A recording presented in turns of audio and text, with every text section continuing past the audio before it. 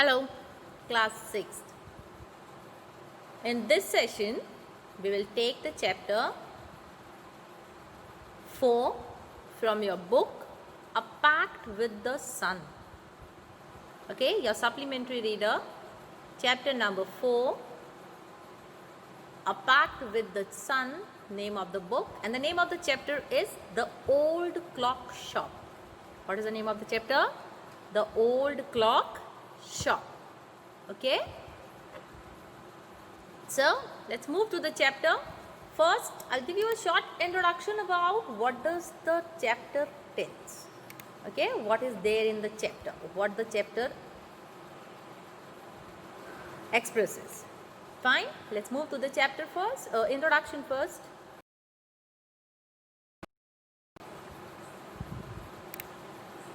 In the introduction, it is telling that this lesson expresses how honest and correct ways can win over any situation. Means if you are correct, if you are honest, you can win in any situation. You should always be true, that's all. If you are true, nobody can move you. With these ways, even robbers can be tackled rightly. If you see any person with wrong activities, and if you are honest, if you are right, if you are on your correct ways, you can even tackle persons who are not in a correct way, or you can say who are like robbers, thieves. If you get in contact with them in any of the situations or incidents, you can tackle them very well, only if you are on a correct way and you are honest. The way Mr. Ray, the character in this chapter, not only protected himself but showed the right path to the robbers also. When we will learn this chapter, we will read and I'll explain you this chapter, you will come to know about it. How did Mr. Ray protect himself and showed the right way to the robbers also. This lesson also conveys a message of peace and good for all. Okay, this lesson also conveys a message of peace and good for all. Fine. So, we will see the lesson in which the character is Mr. Ray. How does he go to the gold clock shop? What happens there? Okay, let's see.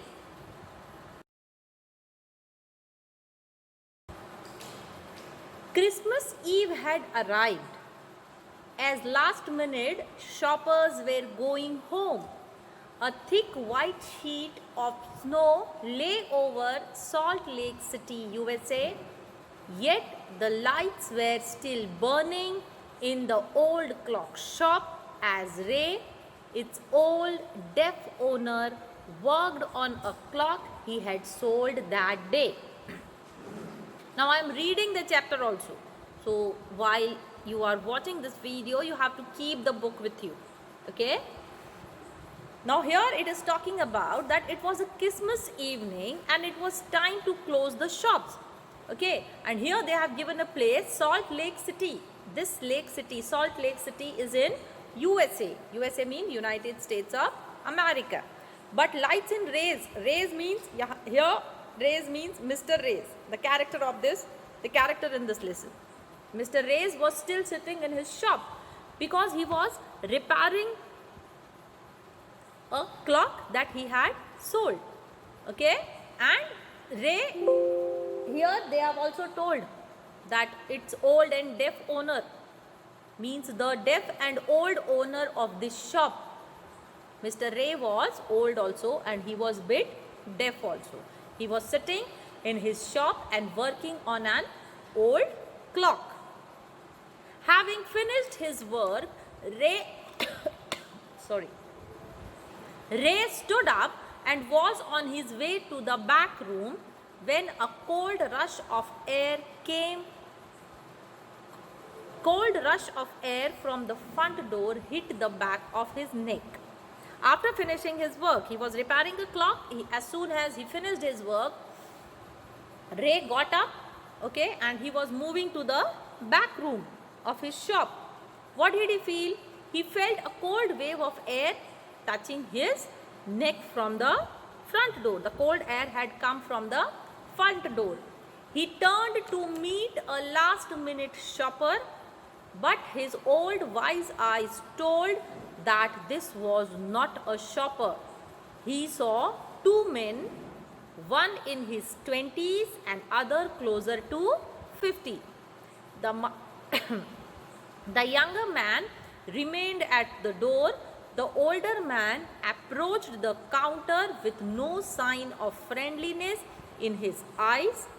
Ray was able to hide his growing fear as he slowly pushed a notepad and a pencil across the counter. Now what happened when Ray got a cold wave of air touched his neck? What he felt? He turned to see who was there. A customer. He had come to his shop at the last minute. But Ray was a wise and an experienced person.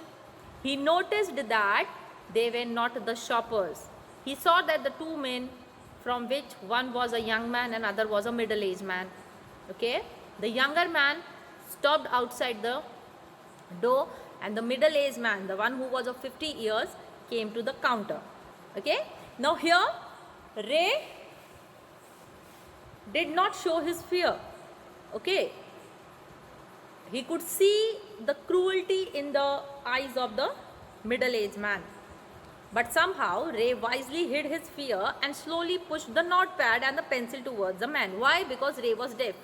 So what did he do? He wanted to know what the customer needed. So he slowly pushed the notepad and a pencil towards the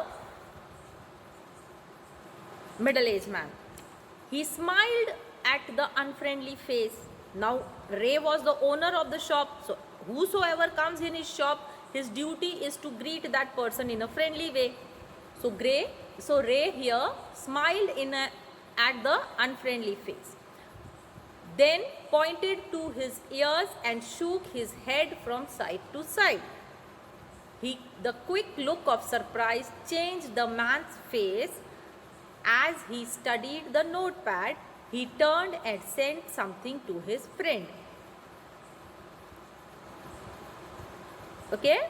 Now here what happened? The information on the notepad brought a change in the man's face. Why? Because Ray had told him. Ray pointed his ears and said that I cannot hear. I am deaf. Okay? So, this information on the notepad brought a change in the man's face. Previously, his face was an unfriendly face. There was a cruelty on his face because he had come to rob. Okay, but when he came to know that Ray was a deaf person, okay, his face changed. And then in his gesture, pointing to his ears and shaking side to side, told the other man. And what did the other man do? The other man turned towards his friend who was standing outside and told him something. Ray used the chance to look closely at the man, paying attention to the shape of the gun and restless hand in the man's right coat pocket. Anger boiled within him, but it was kept down by an inner voice that said, "Be still." He wrote on the notepad, "May I help you?" For the first time, the older man looked directly at Ray and smiled, a cruel, mocking smile. They both understood why he was there, why his friend remained at the door. They looked like men who were down on their luck and were now ready to try something that would better be sorry about. They would later be sorry about. Okay? Now, this thing, when all these things were going on, this gave Ray some time to look and examine the man closely. Okay, he observed the shape of the gun that was there in the man's right pocket. Ray was feeling angry from inside, but his wisdom asked him to stay calm. Okay, he asked the men writing on the pad that how could he help him. But this time, the middle-aged man who had come to rob Ray, he looked straight at Ray and smiled. Okay, and also gave a cruel smile, as if making fun of something. Okay, now they understood the reason of their being in the shop and of the one man standing outside. Now one man was inside the shop and other was outside, so it was clearly understood why had they come. Now Ray was looking at them as unlucky people who were trying something for which they could repent later. Okay, now Ray came to know that they had come to rob him, but he said that they would repent later. If they have come to rob him, they are the unluckiest person. Later they will have to repent for it. Okay, now the clocks ticked on. Ray calmly wrote another message. Have you come to pick up a clock or a watch? Then he pointed to the lone board filled with hanging clocks and pocket watches. He was not a pawnbroker, but at the same time couldn't say no to the needy people who placed their old watches and clocks before him for anything they could get. He loaned more than he should. They would be there when the owners wanted them back at the same price he had paid with no interest. Now Ray knew at heart that these visitors were in need of money. Ray quickly asked, writing a message, if they had come to take a clock or a watch. Understanding to their need, now Ray understood. Mr. Ray understood that the robbers were in the need of the money. They needed something. So he asked them, have you come to take a clock or a watch? Ray also pointed to the loan board, okay, filled with hanging clocks and pocket watches, to tell them that he gave money as loan in exchange for people's old watches and clocks. He was not a man who gave money to people to take some security in return or to earn himself. What did Ray say? Ray said that he gave loan, but only in exchange of something. Okay? Now Ray did all that to help needy people. Why did Ray do that? Why did he take the old watches and gave people loan on it? Because he wanted to help the needy people. It was because of his helping and kind nature. Okay?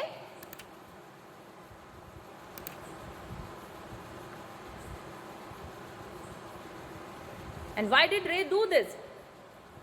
He did this for goodwill and not in want of earning interest. Though Ray gave loan to the people, but he did not take any interest or security against this thing. Ray told the old man that he exchanged sum of money with people against their watches or wall clocks, and he did not even take any interest or security against it. Okay, listening to this, the old man, what did the old man do? The old man took out a pocket watch from his coat pocket.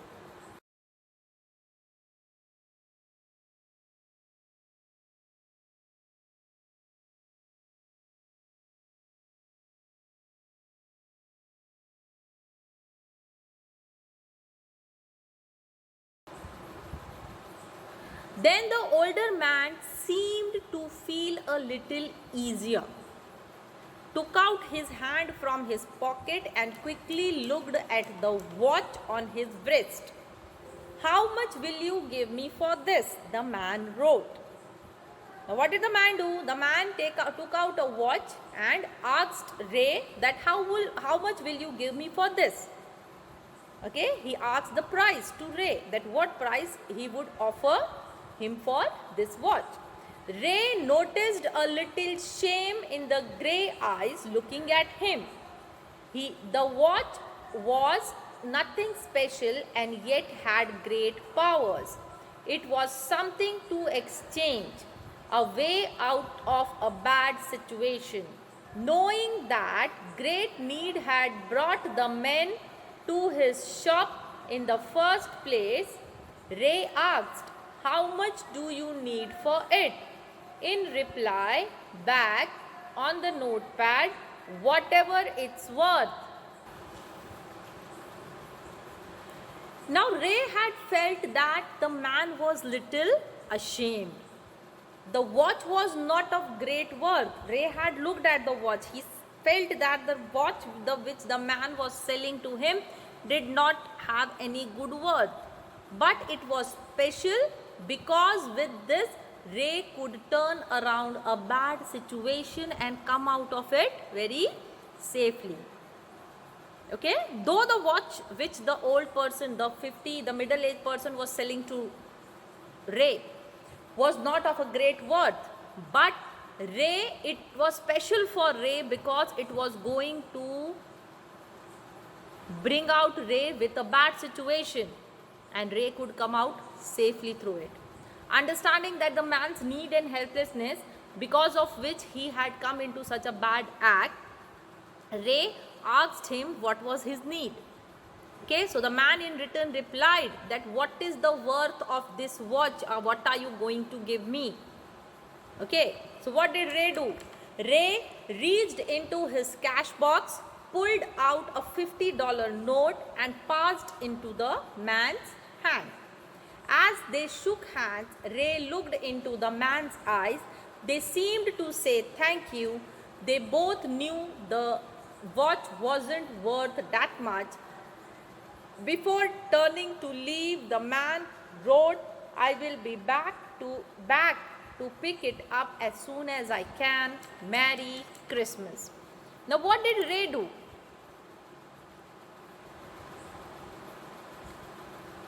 Ray went to his cash box, okay, took out a $50 note and handed over to the man. Okay, looking at the 50 rupee note, the $50 note, the man became very happy and the man expressed his gratitude. Okay, both of them shook the head. Both of them knew that the watch did not have that high price of $50. But before leaving, the man said that he would come back to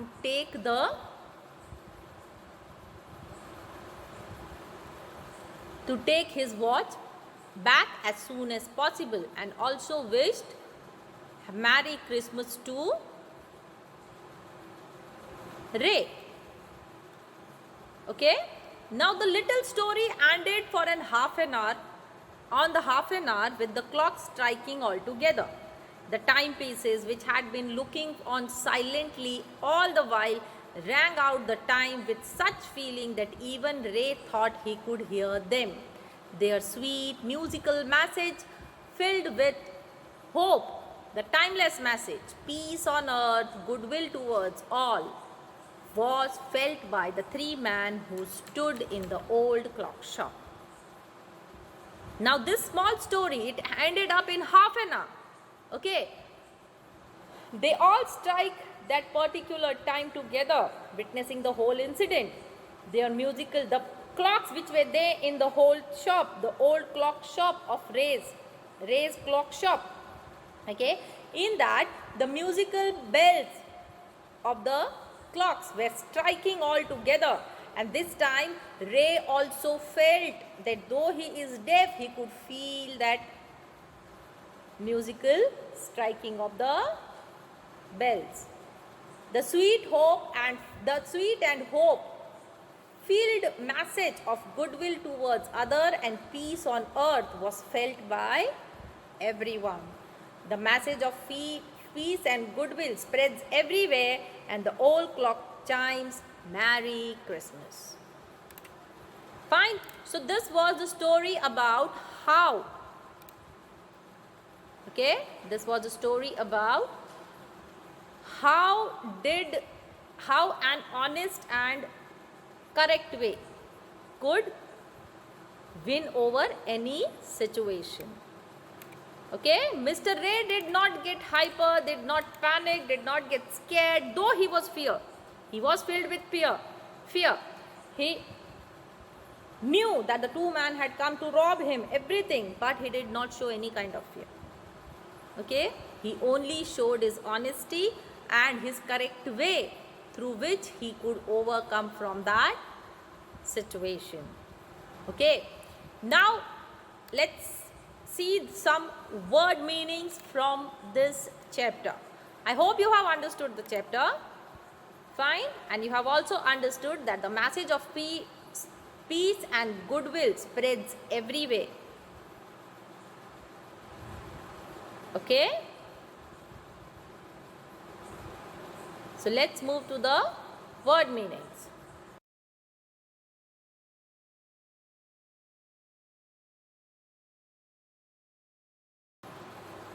Now our first word. What is our first word? Pawnbroker. P-A-W-N-B-R-O-K-E-R. Pawnbroker. Okay, now what is a pawnbroker? A person who lends money at interest on the security of an article pawned. Means lending money to someone in return of something. Okay, like Mr. Ray used to do. He used to take old clocks and watches, wall clocks and wrist watches from people and used to lend money to the needy people. Okay, so what is pawnbroker? Pawnbroker means a person who lends money at interest on the security of an article pawned. Okay, next is timepieces. T-I-M-E-P-I-E-C-E. Timepiece. What is timepiece? An instrument such as clock or watch for measuring time. Okay, what is a timepiece? Timepiece means an instrument such as a clock or a watch for measuring time.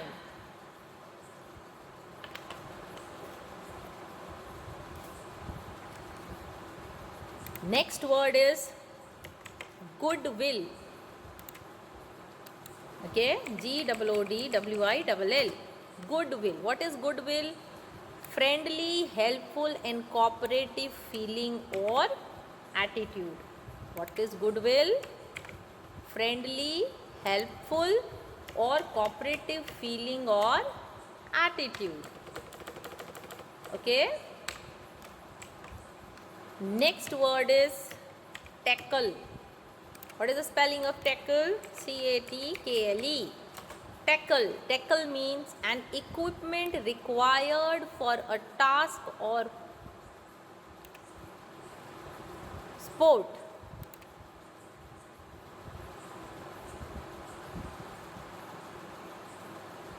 Okay, or you can say here tackle is a verb.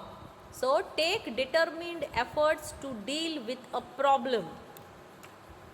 Take determined efforts to deal with a problem. Mr. Ray tackled with the robbers. Na? So here tackle is a verb. Tackle is also a noun, but here we will use it as a verb. And make determined efforts to deal with a problem. Okay, next word is mocking. M-O-C-K-I-N-G. What is the word? M-O-C-K-I-N-G. Mocking. Mocking means making fun of someone or something in a cruel way. Making fun of something or someone in a cruel way. Okay. And next is lay over. L-A-Y-O-V-E-R. Lay over. Lay over means a period of rest or waiting before a further stage in a journey. Okay, layover means a period of rest. Here the period of rest means not any human being is laying. Okay, here layover means the snow lay over everything at the Salt Lake Road. Okay. So these were the word meanings: pawnbroker, timepieces, goodwill, tackle, mocking and layover. Please note down the word meanings in your notebook. Don't note down the whole of the summary. Fine.